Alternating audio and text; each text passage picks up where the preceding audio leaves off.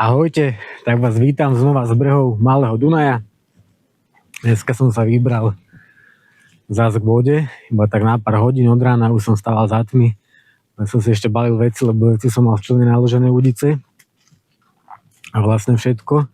Tak som to prekladal do dodávky a kúrenie som prekladal, aby som mohol vybehnúť. No a takto nejako to vyzerá u mňa na tom Malom Dunaji. Takže jedna je už nahodená, druhá o kúsok ďalej. Už som tu asi také 3-4 hodiny. Za chvíľku ma dojde pozrieť Erik. A bojujem, no. 2 dny som si to predkrmoval, ale úplne iba mierne. Maximálne som skrmil za tie 2 dny, čo som si predkrmoval, tak 3/4 kila. Netreba tomu dávať veľa a dneska som ani nekrmil. Tie prvé 3 hodinky, teraz som to nahádzal ku každej palici asi tak. Som trošku nadýpal gule včera či predvčerom. Dneska som prelial horúcou vodou, nech to rýchlejšie pracuje. A fakt som dal teraz iba tak 15 gulí ku každej montáži. Tak sa teraz oprelo slnko. Bohvie, či to tam tie ryby nenašli.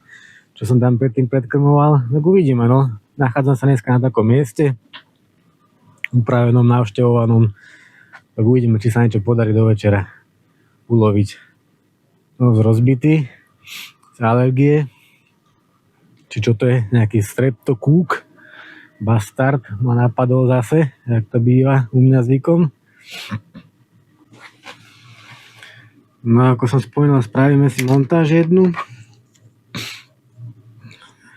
Takú trošku jemnejšiu, že buď na nejakú 20 gulu alebo na topku. Môžem vyskúšať trošku takto, že úplne mega zjemniť, aj keď väčšinou chytám tie 24 non-stop, ale je taká unimontáž, takže dĺžka asi 30 cm. Také moje jednoduché montáže. Dám si to vlastne na polovicu. Polovicu zlečiem. Vždycky to robím takto. Som tak zvyknutý, ale každý vlastne si to môže robiť jak chce a jak mu to vyhovuje. Takže zlečem a teraz spravím vlastne si slučku na boilies. A preto zvliekam viacej, lebo mne sa to lepšie robí, aj mi tam trošku ostane prebytočný materiál. Nemusím sa potom báť a robiť to úplne jemné tie uzly. Nech to v tých mojich rukách drevených pekne viem spraviť. Spravím si slučku. Ja robím tie slučky niekedy aj také väčšie, oni fungujú jak stoper tým pádom. Že keď tam tú gulu dám, tak pekne mu to drží. Že to je v strede guly, si to tak nastavím. Trošku dotiahnem. Že mám to takto. Nejako. Prezbytočný vlas strihnem. Pol centiačiku za tým. No, gulu si tam teraz dávať nebudem. Mám to už v oku. Vyberiem si akurát háčik, aký chcem. A dáme tam White Gap, takú osvedčenú starú kaprajskú klasiku. Dáme 4, ja použijem iba 4 alebo 2. Tieto 4 vlastne nie sú až také mega veľké. Takže pohoda. Zozadu dovnútra. Trošku zamrznuté ruky mám, ale kúrim si tu. Som bol teraz dlhšie vonku, tak sa rozmrazím. A dám si tú veľkosť, hovorím, buď 1,24 tam viem narvať. Porezanú samozrejme, alebo 20. Tak dám si tú veľkosť, akú chcem. Alebo poprípade tam viem dať aj popku 18. Dám si to asi takto nejak. Takže dám umoty, ja pri týchto white gapoch dávam umoty približne do toho hrotu, háčiku. Trošku takto dám, nastavím. Tak a idem naspäť 1, 2 a znova zvonku dovnútra. Kokos, teraz som to trafil normálne. S tými zmrznutými rukami. Takže vyzerá to potom nejak takto.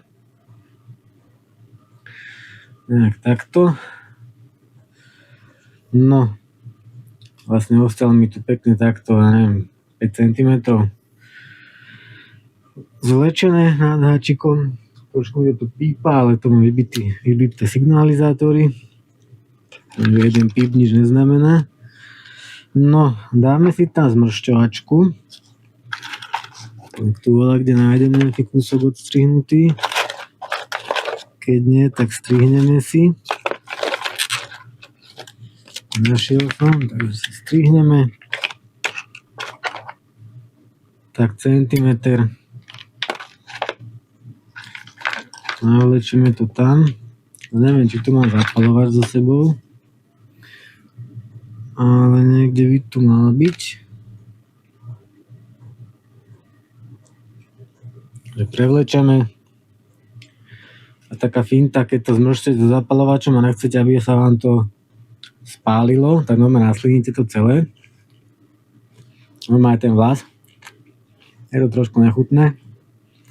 Ale poradne to naslínite, keď to bude zatavovať a sa tam dotkne plameň, aby ho nezhorel vlastne ten vlas. Alebo aj ďalej na tej montáži. Poradne to naslínite, nehambíte sa. A takisto slinu dávať dovnútra do toho.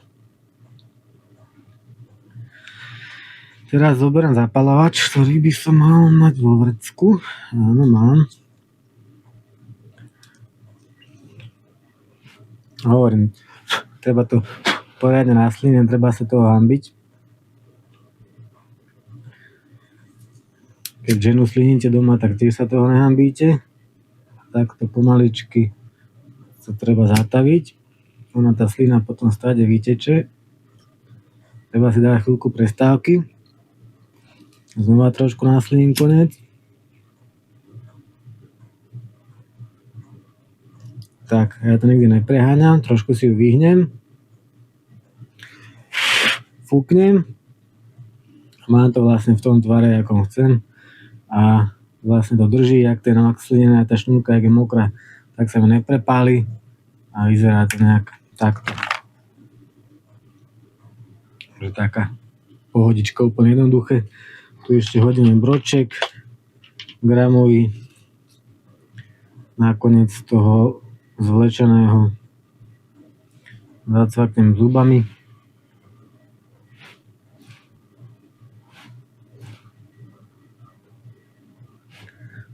Pikej robiť nemôžu, lebo zuby vonku. Takže takto nejak to vyzerá. Úplne jednoduchá montáž.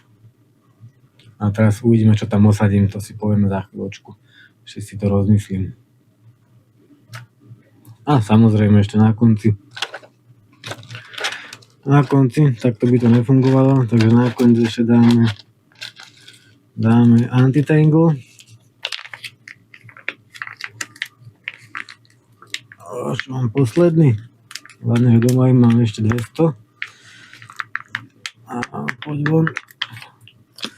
Dáme si anti-tangle. Ja si to vždy trošku strihnem, nech sa mi to tam lepšie strafím.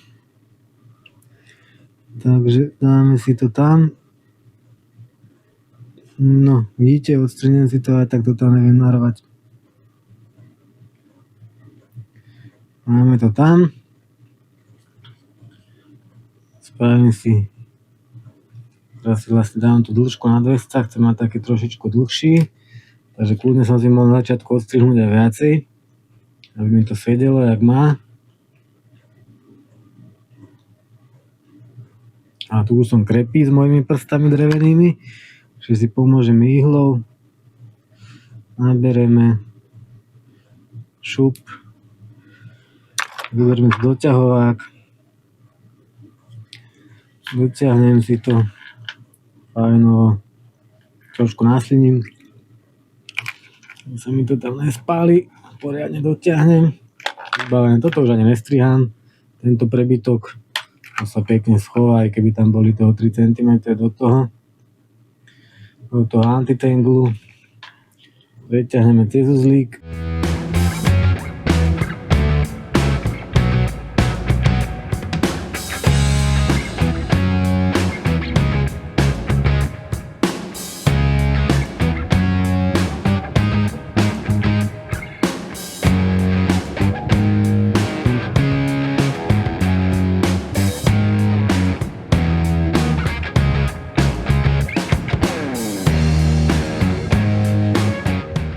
No, slnečko nám už pomaličky zachádza. Ja som to bol raz prehodiť a montáže sa to nakoniec nehal tie isté, čo tam vlastne boli, čo ste videli. A počkáme ešte trošku do večera, kým sa zotmie trošku. A potom to vlastne pobalím a uvidíme ešte za tú chvíľku, či sa niečo nepodarí. Verím tomu vždycky, ale hovorím, nie je to jednoduché v tomto úseku a nie je tu toľko veľa tej ryby, jak v iných úsekoch Malého Dunaja, no uvidíme. Ešte počkám a už teraz pekne som sa vyhrieval na slnečku, som bol aj s Erikom, no a teraz už trošku slnko zachádza, tak naspäť zájdem aj ja do auta a uvidíme, no nejaká aktivita, není nič vidno, ani bielu rybu, tak uvidíme, necháme sa ešte prekvapiť chvíľku ešte pobudnem, no a potom si dám nejakých pár dní pauzičku alebo pár týždňov pauzičku a chystáme sa na nejaké nové dobrodružstvo a pravdepodobne z Veľkého Dunaja, takže uvidíme, či skôr ešte vyskúšam. Ten Malý Dunaj bol veľký, ale tak nechám sa prekvapiť, uvidíme, jak to budem cítiť a uvidíme sa potom ešte neskôr.